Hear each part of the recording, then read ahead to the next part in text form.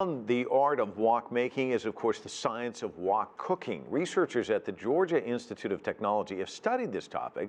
I spoke with one of them about what they discovered. Both my advisor and I happen to notice that there are more and more people interested in finding out the science behind cooking. However, most of the people focus only on the Western cuisines. Not a lot of people have put attention on Chinese cooking. We thought stir-fry technique is just such a fascinating technique. It's fascinating to look at, but it's actually very hard to, if you ever want to recreate what a chef is doing. There are several things that are very interesting that came out of our research.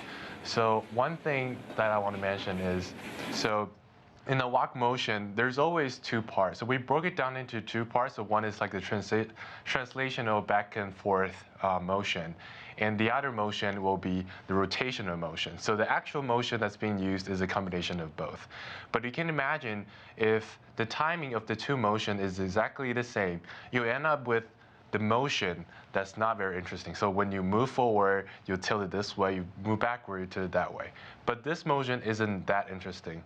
However, in practice, the chefs are doing, there's a time differences between the two motions, between the translational motion and rotational motion. That's why they were able to rotate the wok in a way that the front end of the wok and the back end of the wok are going in circles. And if you look closer enough, they're actually going in different directions, so that this one is going this direction and that one's going the other direction. And that was very fascinating. And so we were able to build a numerical model basically to study the effect of this time difference on the ability to make the rice jump. And what we realized, surprisingly, was that the time difference that the chefs are actually using is optimal. So, which means that the time difference that they utilized were able to make the rice grain to jump both the highest and the farthest. But they apparently didn't know about the physics behind it, but just after years of practice, they're able to achieve this kind of optimal motions. We are also able to look at the frequency effect on the mixing behavior. And it turns out that although mixing it at a higher frequency can let the rice jump higher and farther, but it's just going to take a lot more energy from the shaft. The other thing that I thought was really interesting in looking through the research is that if this technique was not used, it's just burned. I mean, the heat is so intense, and the technique is really critically important, isn't it? Yes, it is really important. And actually, the heat itself, it's why the rice tastes so special when they're cooked from the wok. So there's a term called wok hay that kind of describes the flavor that wok can create, and that is from the heat itself.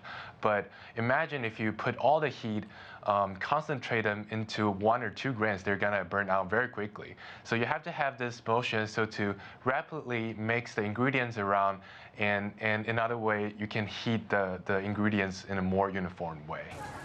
So is automation possible? Will we see robot woks in the future? So from our research, it is indeed possible to kind of recreate this kind of motion using machines. However, it might take a lot of energy for it to do it. And I do think that there are values in human chefs that are hard to replace.